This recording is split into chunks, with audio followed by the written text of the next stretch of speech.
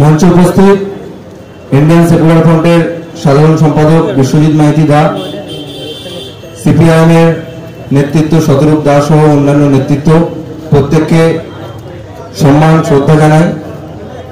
খুব সংক্ষেপে দু একটা কথা বলবো, অনেক বক্তা রয়েছেন এবং চেয়ারম্যানও আসছেন। হাওড়া বিধানসভায় আমরা স্টুডেন্টস ফ্রন্টের পক্ষ থেকে স্কুল সার্ভে করছিলাম। সরকারি প্রাইমারি স্কুল, হাই স্কুল এবং মাদ্রাসাগুলো সার্ভে করে আমরা জানতে পেরেছি, যতটা সার্ভে করতে পেরেছি, প্রায় 90% বিদ্যালয়ে সঠিক শিক্ষক শিক্ষিকা নেই। যতজন শিক্ষক শিক্ষিকা থাকার কথা তাতেও নেই, তার অর্ধেকও নেই। এমন অনেক স্কুল রয়েছে।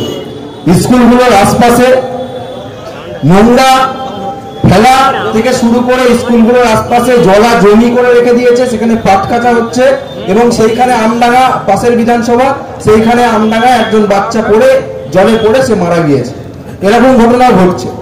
আমরা স্টুডেন্টস ফ্রন্টের পক্ষ থেকে হাওড়া বিধানসভায় একটিও জেনারেল ডিগ্রির কলেজ নেই। আমরা স্টুডেন্টস ফ্রন্টের পক্ষ থেকে এই দাবি আজকে এই মঞ্চ থেকে রাখছি যে হাওড়া বিধানসভায় যিনি এমএলএ হন না কেন, বিধানসভায় গিয়ে যেন তিনি এই হাওড়া বিধানসভার মধ্যে ছাত্রছাত্রীদের জন্য জেনারেল ডিগ্রি কলেজের দাবি করেন। আমরা যেই এমএলএ হোক না কেন তার কাছে এই প্রশ্নের দাবি রাখবো।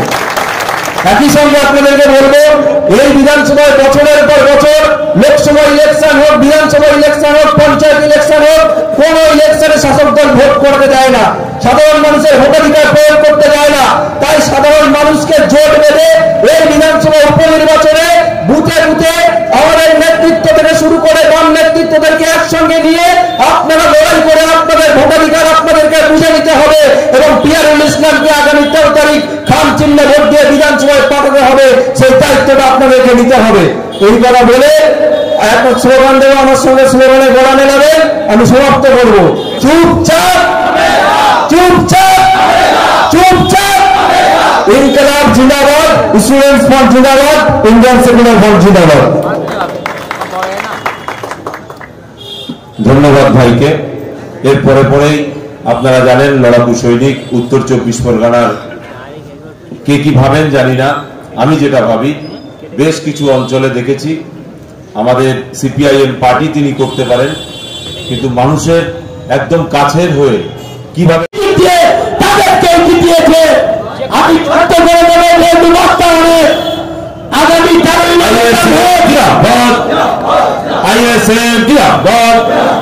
বিশ্বজিৎ মাইতি মহাশয় জিন্দাবাদ, বিশ্বজিৎ মাইতি মহাশয় জিন্দাবাদ, বিশ্বজিৎ মাইতি তোমায় জানাই স্বাগতম।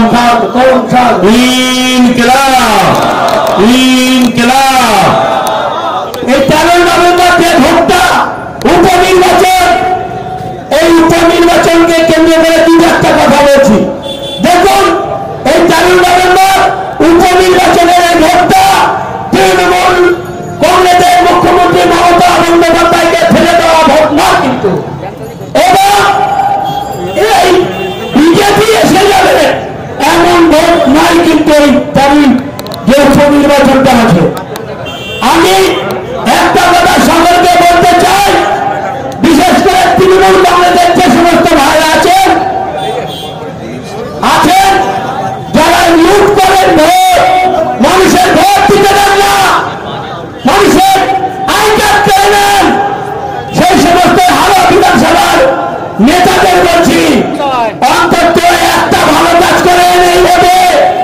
আপনারা তো যোগ্য ছিলেন, আপনাদের তো প্রার্থী পারেনি,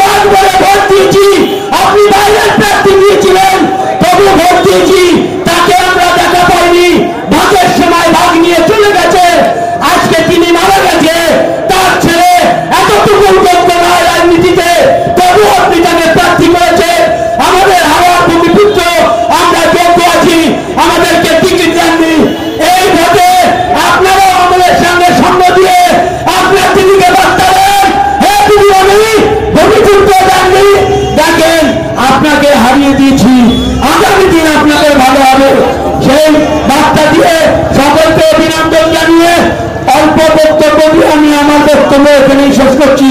ইনকিলাব জিন্দাবাদ, আইএসএফ জিন্দাবাদ। ধন্যবাদ ভাইকে। একে একে সকলেই এসে উপস্থিত হয়েছেন। দেখছেন আমাদের অ্যাডভোকেট পিয়ারুল সাহেব, তিনিও এসে গেছেন, আমাদের ক্যান্ডিডেট, এবং আমাদের ইন্ডিয়ান সেকুলার ফ্রন্টের বিশ্বজিৎ মাইতি মহাশয়, তিনিও এসে গেছেন। শতরূপ ঘোষ, যিনি আজকের আমাদের বিশেষ অতিথি, তিনিও এসে গেছেন। তো রাস্তার পথ চলতি মানুষ ভাইদের হয়তো একটু সমস্যা হচ্ছে, কিছুক্ষণের জন্য আপনাদের কাছে আমরা ক্ষমা চেয়ে নিচ্ছি এবং চেষ্টা করবেন রাস্তাটা ছেড়ে দাঁড়াবেন। তো আজকে আমাদের একদম অল্প সময় বক্তব্য রাখবেন সিপিআইএম পার্টির এরিয়া কমিটির সদস্য আমাদের সাদি ভাই, শেখ সাদি ভাই খুব অল্প সময় বক্তব্য রাখবেন। শ্রদ্ধেয় আজকে সভার সভাপতি, মঞ্চে উপবিষ্ট আইএসএফ এবং সিপিআইএম পার্টির নেতৃত্ব, এবং এখানে যে সমস্ত আমাদের আইএসএফ এবং সিপিআইএম এর কর্মী বন্ধু নেতৃত্ব যারা উপস্থিত হয়েছেন, সবাইকে আন্তরিক অভিনন্দন। বলার বহু কিছু আছে, কিন্তু বলার সময় নাই, কারণ আমাদের ইতিমধ্যে ঘোষিত যে বক্তা তারা এখানে উপস্থিত হয়ে গেছে। খুব অল্প সময় দুটো একটি কথা বলে আপনাদের আমি এখান থেকে বিদায় নেব। আমরা আজকে এখানে উপস্থিত হয়েছি যে কারণে আমরা জানি হালুয়া বিধানসভার উপনির্বাচন। আচ্ছা, এই উপনির্বাচনটা করতে হলো কেন? এই উপনির্বাচনের যে খরচ, এই খরচ কোথা থেকে আসে? এই খরচ আপনার আমার পকেটের টাকা, ট্যাক্সের টাকা দিয়ে তৈরি এখানে খরচ করা হয়। তাহলে একজন বিধায়ক এমপি পদে বসার লোভে আমার আপনার পকেটের টাকা নষ্ট হলো, আর সেটা আমাদেরকে মেনে নিতে হলো। যার জন্য আগামী 13 নভেম্বর একটি দিন, আমরা জানি এই হালুয়া বিধানসভার অভ্যন্তরে যত মানুষ বসবাস করে তাদেরকে একটি দিন নষ্ট হবে, একটি রোজের দাম তাদের নষ্ট হবে। এর জন্য দায়ী হচ্ছে তৃণমূল কংগ্রেস। আমরা জানি হালুয়া বিধানসভার এই যে উপনির্বাচন, আমাদের কানে কিছু সাউন্ড বাজছে, কিছু কিছু অঞ্চলে রিগিং করা হবে। আমরা যারা আইএসএফ এবং সিপিআইএম এর কর্মী বন্ধু নেতৃত্ব আছি, আমরা এবারে তৈরি হয়ে আছি আপনাদের রুখে দেওয়ার জন্য। আমি রুখে দেব, এই প্রতিজ্ঞা আমরা এই মঞ্চ থেকে নিলাম। আর কিছু প্রশ্ন পাবলিকের মধ্যে চলে আসছে, যে কথা না বললে নয়, যে সিপিআইএম এত বড় বড় কথা বলছে, তাহলে হালুয়া বিধানসভায় একটি প্রার্থী দিতে পারলো না কেন? আমরা বলতে চাই, পশ্চিম বাংলার মানুষ আজকে নির্যাতিত, নিপীড়িত, শোষিত, ধর্ষিত। আমরা তার প্রমাণ দেখেছি আরজি কর, তার প্রমাণ দেখেছি সন্দেশকারী এবং আরজি কর কাণ্ড নিয়ে এই বামপন্থীরা যে লড়াই আন্দোলন করে তুলেছিল, তা সাধারণ মানুষ, পশ্চিমবাংলার মানুষ তথা ভারতবর্ষের মানুষ আমাদেরকে সহমত দিয়েছিল। হয় জানে, মানুষের অধিকার বুঝে নেওয়ার স্বার্থে, মানুষের সমস্যা সমাধানের স্বার্থে আমরা কিছুটা স্বার্থ ত্যাগ করে আইএসএফকে এই আসনটা ছেড়ে দিয়ে আমরা তাদের সহযোগী দল হিসেবে কাজ করছি।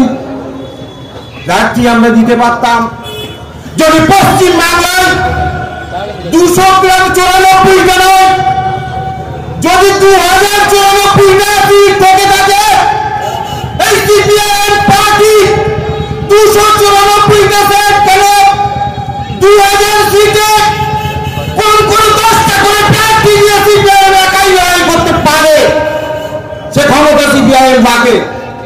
কিন্তু মানুষের স্বার্থে, মানুষের অধিকার বুঝে নেওয়ার স্বার্থে আমরা সেখান থেকে কিছুটা পিছু পা হয়ে মানুষকে খানিকটা, যাতে আমরা ভোটটা এক জায়গায় করে এই হামলা এই তৃণমূলকে এই পশ্চিমবঙ্গ থেকে উৎখাত করতে পারি, তার আমরা করার জন্যই আমরা নীতি মেনে নিই।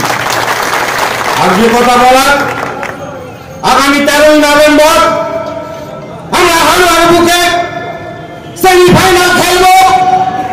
সেমিফাইনাল খেলে 2026-এ ফাইনালে উঠে থাকবো হালুয়ার বুকে, এবং 2026-এ টোটাল পশ্চিম বাংলা থেকে তৃণমূল কংগ্রেসকে উৎখাত করে বঙ্গোপসাগরে নিক্ষেপ করবো। শুধু আমরা একত্রিত করে এক মত হয়ে লড়াইটা যাতে করতে পারি বন্ধু, এই অনুরোধ থাকলো। সময় কম, পিছন দিয়ে টানছে, তাই সবাইকে অনুরোধ, আগামী 13 তারিখে আপনারা তৈরি থাকুন। কোন বুথে যেন ভোট লুট করতে না পারে, মামুনের বলে রাখুন, তারা লাঠি ঝাঁটা হাতে নিয়ে বসে থাকবে, খুন্তি নিয়ে বসে থাকবে। যদি কেউ ভোট লুট করতে আসে তার হাত পা ভেঙে দেবে এবং প্রশাসনের দ্বারা তার ব্যবস্থা করে দেওয়া হবে।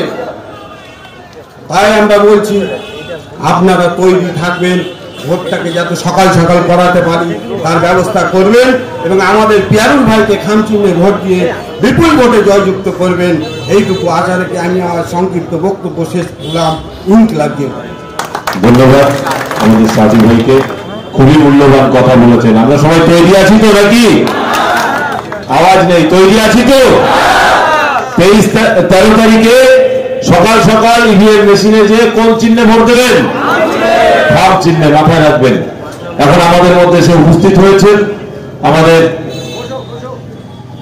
আইএসএফ পার্টির এবং আমাদের স্টুডেন্ট ফ্রন্ট যে আছে সেই স্টুডেন্ট ফ্রন্টের রাজ্য কমিটির সম্পাদক রাকেশ বেড়া ভাইকে খুব সংক্ষেপে 2-1টি কথা বলার জন্য অনুরোধ করছি।